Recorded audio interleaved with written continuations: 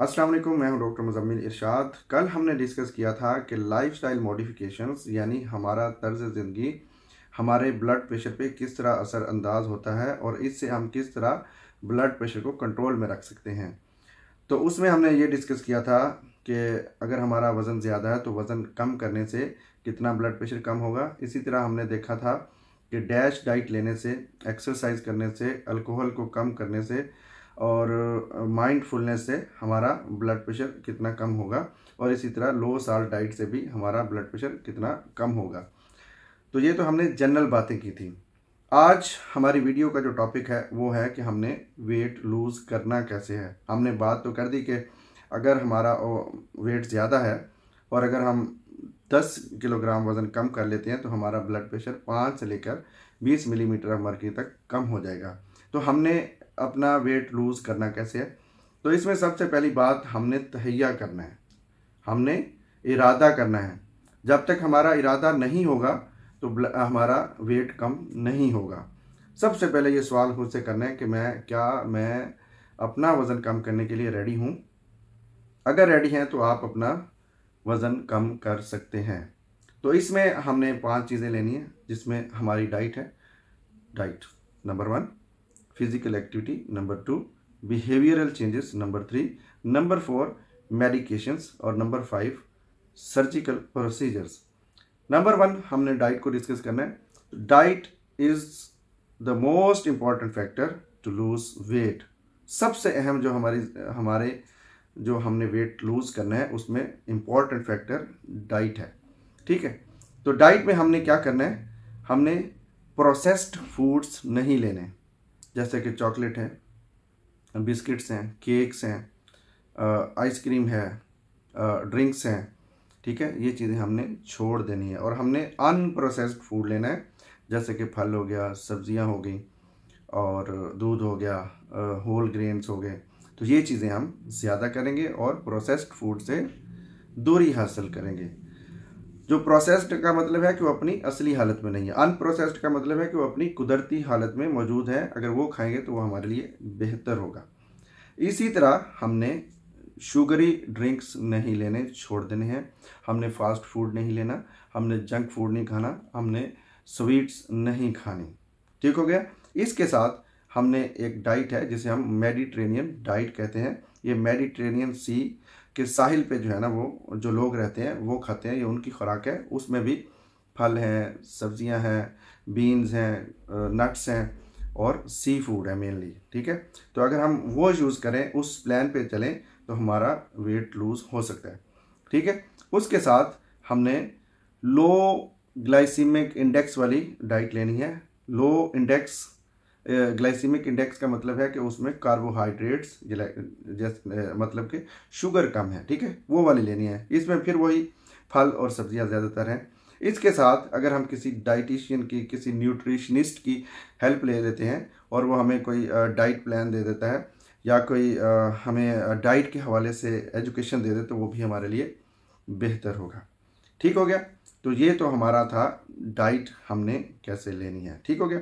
इसके बाद है बिहेवियरल चेंजेस, वो हमने अपने अंदर कैसे लानी है। इसके लिए आपको एक अपना फैमिली फिजिशियन, जो डॉक्टर जिसके पास आप जाते हैं वो चाहिए, और एक आपका न्यूट्रिशनिस्ट वो चाहिए, और एक आप खुद होंगे। सबसे पहले आपने अपना गोल सेट करना है।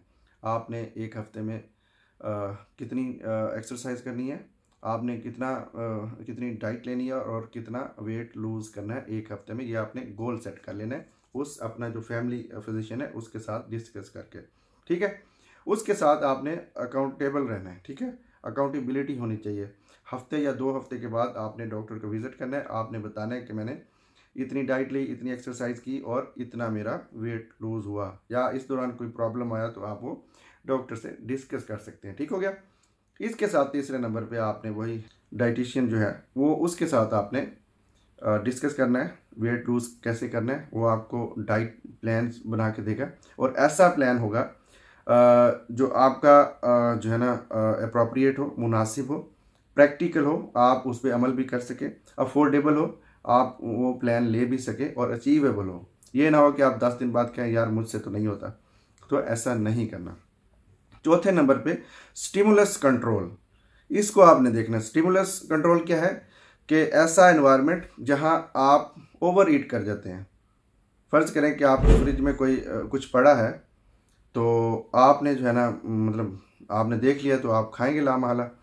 तो आपने जो अनहेल्दी डाइट है वो आपने अपने घर से बाहर निकाल देनी है, वो लानी ही नहीं है। आपने healthy diet, fruit, fresh vegetable, इस तरह की चीज़ें आपने इस्तेमाल करनी है। इवन कि आप रेफ्रिजरेटर पे नोटिस लगा दें कि मैंने प्रोसेस्ड फूड इसमें नहीं रखा, ठीक है। इसी तरह आप अपने बाथरूम में मिरर के ऊपर, आईने के ऊपर आप कोई नोटिस लिख दें कि मैंने एक्सरसाइज करनी है, तो वो आपको याद दहानी होती रहेगी। आपने ऐसी जगहों पे नहीं जाना जहां आपका जो है ना आपको खाना पड़ जाए या आपको मजबूरन दोस्त खिला दें। तो इस तरह इन जगहों पे जाने से गुरेज करना है, ठीक है। अब आते हैं आप पांचवी चीज़ पे कि आपने प्रॉब्लम सॉल्विंग आपको आनी चाहिए। प्रॉब्लम कहाँ पे आ सकती है? आप फ़र्ज़ करें आप बाहर चले गए, होटलिंग करने चले गए, तो वहाँ तो वैरायटी होती है फूड की, तो वहाँ आपने खुद को कंट्रोल रखना है। आपने ऐसी खुराक लेनी है जो लो कैलोरिक डाइट हो, ठीक है। कैलोरीज कम से कम हो। आपको पता होना चाहिए कि जो मैं ऑर्डर कर रहा हूँ फूड का पोर्शन कैसा है, उसमें टाइप कैसी है, वो पकाया किस तरह गया है, तो वो आपने ख्याल रखना है और अपना लो कैलोरिक डाइट वहाँ भी लेनी है, कोशिश करनी है, ठीक है।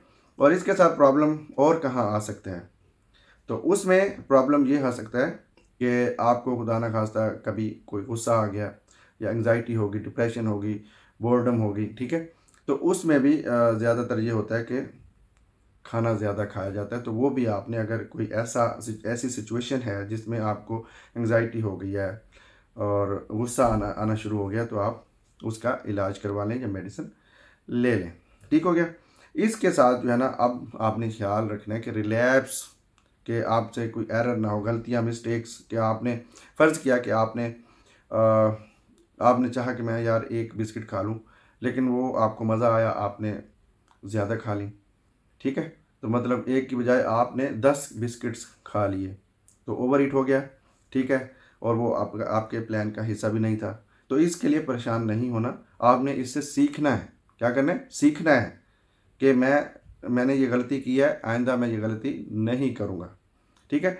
तो और इसके साथ एक और जो चीज़ रहेगी वो सेल्फ मॉनिटरिंग है कि आपने डेली आप कोई भी डायरी ले लें या अपने स्मार्टफोन के अंदर कोई एप्लीकेशन कर लें जिसमें आप रोज़ाना का लिखें कि मैंने इतनी एक्सरसाइज की, इतनी डाइट ली, ठीक है। और इसी तरह जो स्मार्टफोन हैं इसमें एप्लीकेशंस हैं जो आपको गाइड करेंगी। आपको फ़र्ज़ करें कि आपने वॉकिंग करनी है या जॉगिंग करनी है, तो वो आपको किलोमीटर्स, स्टेप्स बताएगा कि आपने इतने कर लिए। इस तरह बंदा लगा रहता है। ये मेरा खुद का एक्सपीरियंस है कि जब आप एक एप्लीकेशन करते हैं तो आप एक गोल सेट करते हैं उस दिन का कि मैंने इतने किलोमीटर वॉक करनी है, फ़र्ज़ करें 3 किलोमीटर या 4 किलोमीटर, तो वो बंदा फिर लगा रहता है, ठीक है। तो ये है बिहेवियरल मॉडिफिकेशंस। इस तरह हम बिहेवियरल मॉडिफिकेशंस कर सकते हैं। तीसरे नंबर पे हमारी एक्सरसाइज है। पहले नंबर पे हमने डाइट डिस्कस किया, फिर हमने बिहेवियरल मॉडिफिकेशंस, अब हम एक्सरसाइज पे आ रहे हैं। तो एक्सरसाइज कैसे करनी है? आपने अगर तो मॉडरेट टाइप की एक्सरसाइज करनी है तो वो आपने 150 मिनट्स एक हफ्ते में आपने एक्सरसाइज करनी है। जैसे कि आपने ब्रिस्क वॉक करनी है तो 150 मिनट्स करनी है एक हफ्ते में। या दूसरा हम इस तरह कह सकते हैं कि आपने हर रोज़ 30 मिनट के लिए वॉक करनी है और 5 दिन, हफ्ते में 5 दिन करने हैं, तो ये आपके 150 मिनट्स हो जाएंगे। अगर आपने कोई विगरस जो है ना एक्सरसाइज करनी है, जैसे कि जॉगिंग है या स्विमिंग है, तो वो आपने 75 मिनट्स करनी है एक हफ्ते में, ठीक हो गया। तो ये आपकी एक्सरसाइज का प्लान होगा और एरोबिक एक्सरसाइज आपने करनी है, ठीक है। उसके बाद चौथा नंबर है मेडिकेशंस। तो मेडिकेशंस में मैं जस्ट आपको नाम बताऊंगा, तो इस पे मैं फिर टाइम मिला तो अलग से एक वीडियो बनाऊंगा क्योंकि ये वीडियो लंबी हो जाएगी। इसमें चंद एक मेडिसिन हैं जो ओबीज लोगों को दी जाती हैं ताकि उनका वेट लूज हो। इसमें सबसे जो ज़्यादा इस्तेमाल होती है, अमेरिका में ज़्यादा यूज़ हो रही है, फेंटरमीन, ठीक है। और फेंटरमीन को टोपिरामेट एक और ड्रग है, उसके साथ कम्बिनेशन में भी लिया जाता है। उसके बाद है ओरलीस्टैट, ठीक है। फिर है लीराग्लूटाइड, सीमाग्लूटाइड, ठीक है। ग्लूकागॉन लाइक पेप्टाइड 1 एगोनिस्ट, ठीक है। ये जो है ना लीराग्लूटाइड और सीमाग्लूटाइड जल्द के अंदर इंजेक्शन की सूरत में दी जाती है। 5वें नंबर पे सर्जिकल प्रोसीजर्स हैं। तो उसमें बैरिएट्रिक सर्जरी है, जिसमें 2 तरह के प्रोसीजर्स किए जाते हैं, जिसमें एक तो स्लीव गैस्ट्रेक्टमी है, दूसरा roux en Y gastric bypass है। ठीक है, तो ये 2 प्रोसीजर्स किए जाते हैं ओबीज लोगों पे। Thank you very much.